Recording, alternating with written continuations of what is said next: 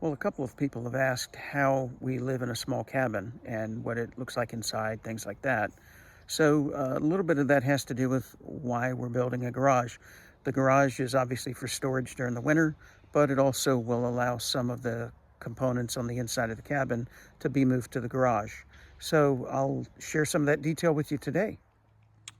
Well, I'm sure you've seen the front of the cabin in other videos, but this is a more in-depth look of it. It's 16 feet wide. The walls are about 7.5 feet tall before you get to, where the rafters hit the top of the walls. If we go to the side, you can see, well, first, pardon all the mess. Obviously, we have plenty going on here this year. The original cabin was 24 feet in length. You can see where the original cabin was, and then an additional 8 feet was added on to the back.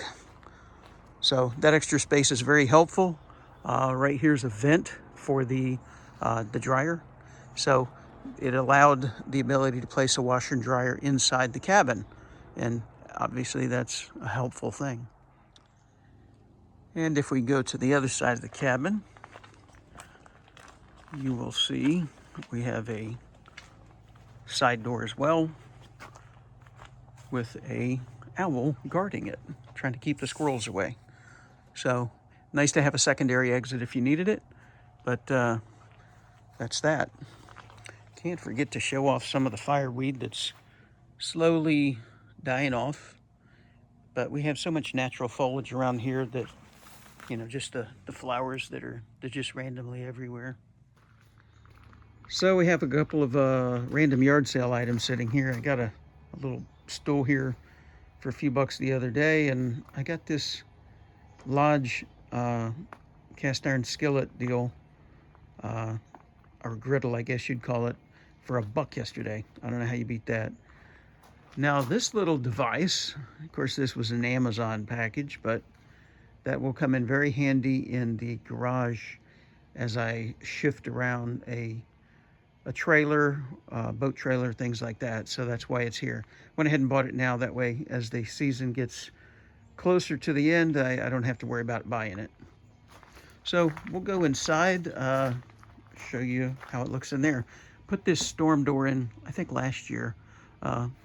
It's got a screen up top. You can push the window up and down and at least give us some ventilation and keep the bugs out. Always nice.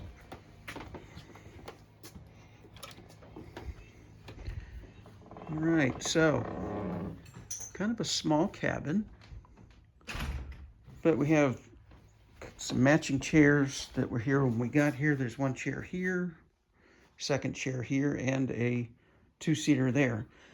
Again, they were here when we got the cabin, but nice furniture. People always comment on them because of the material, obviously.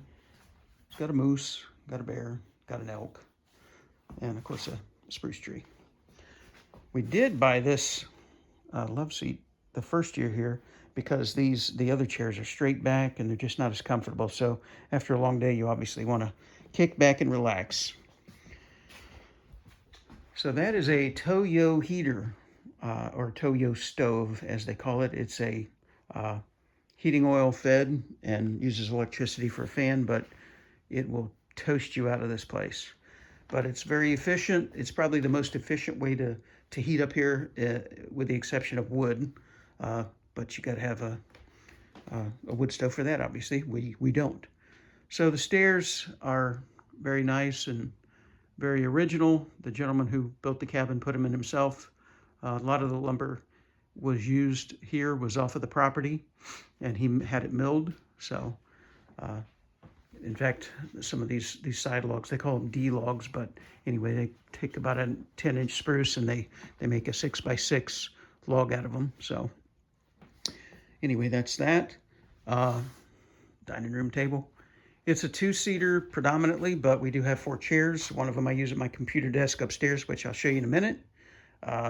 We do have guests over. Most of the time, Larry and Lori are neighbors. They're really good friends of ours.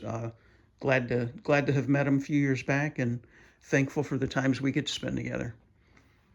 In fact, they gave us these nice pictures they picked up at a yard sale recently, and we put them in this frame, but it's 4 individual pictures, and they're just pretty cool the way they highlight when you move around. So behind the door, it's kind of boot storage, shoe storage, a couple of guns, and hat rack, coat rack. We did upgrade the fridge this year. By upgrade, we found one for sale. Actually, it was free on Marketplace. We have a small one in the very back. You'll see it in a second. But we got that one this year, and we're happy with it so far. Obviously, got pictures of the family up here and pictures of the family here. And it was my birthday in June, so my granddaughter made me some nice cards. This is her and me, and we're flying a kite.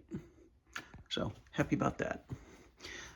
So one reason we're doing the garage is obviously, again, it's storage for boats, trucks, etc. But one thing you don't know about up here maybe is you have to have your water system inside, as well as your bladder tank and your salt tank. So this takes up a pretty good amount of real estate in such a small cabin. So this would ultimately become I don't know if I'd call it a pantry, but ultimately it'd be a better storage than that. So this equipment will ultimately go to the garage once that's completed. This door is the door to the bathroom. It's actually going to change out next year probably. Instead of being hinged on this side, it'll hinge on this side. We'll make it a lot easier than trying to walk past it all the time to go into here. So have a standing shower, hot water tank, which will absolutely go away. And I think we're going to try and get a tub in there. We have just enough room to put a tub in, but I think we're going to go with a hot water on demand, get rid of this, make this a little bit more efficient in here. So that's that. Our first year here, we changed out the countertops here, and the sink used to be right here. Obviously still have the plumbing in place back here for drainage and water feed. But as you can imagine, you have a 1 foot section here, and you have a sink right here, and then you had just a small counter area down here. It just didn't work for us. So we had another drainage in here. So we ended up putting the sink in here. So we added this cabinet, and I think the drainage the sink that was in here was just one of those plastic 2x2s that most people put in a garage. That's what was in this area. We got rid of that, I guess, 2 years ago. We put this cabinet in and put the countertop in and put the sink here. So while it's not in the kitchen, it certainly is a more efficient way of having counter space in there. Also put a counter in here, little rack for some items down here, and some storage up here. This is kind of our daily vegetable area. You know, we buy a bunch of veggies and put them in here, and fruits and things. These came from the garden. We're happy with those. Not a bunch of fruit this year, or tomatoes, but there's a lot still coming. I think I got a handful out there to pick right now. But anyway, this is kind of what the cabin looks like. We would get to the back room, and just obviously more family pictures here. And oh, this is the little refrigerator we had. So we still got it obviously, but that's the one we had prior to the one in the kitchen. And we'll probably put that in the garage. And this will go in the garage, this upright freezer, and probably the washer and dryer. So, you know, as you can see, a small cabin, this is all you got. You got to figure out how to have the most use of it and to be the most practical with it. So hopefully that gives you a better understanding of our cabin size and what we're up against with trying to move things around and be efficient with the space. And again, it's 10:30 in the morning at 60 degrees in the shade, It was probably 52 when I woke up.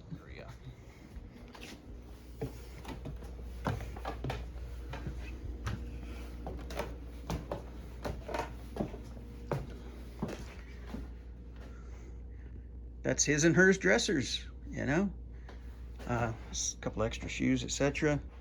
Now we do still have a DVD and a VHS player. So there's plenty of those still up here. You can find them all over up here. And we have a TV up here if we want to watch TV in bed. Anyway, small bed. I think it's a queen. And with the extension on the back, they obviously extended the upstairs or loft area as well. Little 4-inch step to get up. But you end up with a his and hers closet area. So again, you got to be very efficient with your space. This is the bar of separation right here, hers and his, right? We put our luggage back here as well. It just kind of sits behind there, but it gives a little storage area that you don't even see. This is my work area. Since I work from home, I have my dual monitor set up here. I spend a lot of time up here, and 40 hours a week pretty much. So tight quarters, but efficient for what I need it for. This is all Aaron's junk. This is either hunting, camping, shooting stuff. So it all stays up here out of the way, and as you can see, it's a little bit of a mess. That's obviously my problem. So one thing to think about is, heat rises. So what we'll do throughout the day on the hotter days, when I say hotter days, when it gets above 68 to 70, believe it or not, 70 here is much different than 70 down south. But usually about 5 or 6 o'clock, I'll take this fan, I'll put it over by the window, and we'll try to blow out as much hot air as we can. And it's usually only a couple hours in the mid to late afternoon that it gets warm, but it will definitely, by 7 or 8 o'clock, it will have blown all the heat out, and it makes it much more comfortable when it's time to go to bed. So as you can see, we have a cute little cabin with not much space, and we're trying to make the best of it, or make the most of it, I should say, in how we associate where things go. So I thought I'd go ahead and give you a quick glimpse into the garden area and the greenhouse, that is, and show you a couple things. All right, let's see what's in here. Well, the snow peas are still producing, not too greatly, and they're starting to turn a little yellow. So I don't know what the reason is behind that, but that's what's happening. The cucumber plants, they have so many flowers on them, but they have no or hardly any cucumbers. We don't know what the deal is there, but maybe we'll figure it out next year. Tomatoes are doing good. We have a few hanging here. This little plant is continuing to produce really, really good. I pulled a few of it off of it the other day, but it's literally loaded. I will be saving some of these seeds. It's kind of the coolest little plant I've had. All of these larger, taller tomatoes, there's a few coming off of them. I've pulled a few off of it already, but we have some that are just developing fruit. We have some that are still blooming. I don't know what to do. I guess we'll figure that out next year. Tomatoes have been a trial and error up here. We've talked to some local gardeners and seen some other things up here that they say that so many days of overcast has killed their production on tomatoes. So we think that's probably what it is, because the plants are obviously tall, lush, green. I've knocked off all of the lower, a lot of things what they do up here too, they take all of the lower limbs off, because it just basically pulls nutrients from the plant. So when it starts blooming out, they pull the limbs off the lower section, and it causes all of the nutrients to go to the plant itself, or to the fruit itself. So we're learning. It's a never-ending lesson. Now the raspberries are looking quite good. They're just starting to turn red. There's a lot that are green on all of the plants out here. So I picked a few the other day. Obviously have a few to pick now. They're very sweet, very good, and glad to have them. Well, I thought I'd do a quick wrap up out here by the garage and let you know that the trusses are supposed to have been finished by the end of last week and should be able to be shipped hopefully middle of this week. Probably shooting for Wednesday to be delivered, and we'll get them installed on Wednesday and Thursday, or maybe Thursday, Friday. We'll have to see how the weather is, what the delivery schedule looks like, but hopefully by the end of this coming week, we'll at least have it dried in. I've got to place the order for the metal to go on the roof and on the sides, but until the trusses are in, I don't know that I'm going to do that. That way we have complete lengths of the material. When you pay by the foot, you don't want to make it too long, that's for sure, because not only is that extra cost, but extra labor to cut it involved. So anyway, stay tuned, and hopefully we have a roof on at the next video. Have a great day.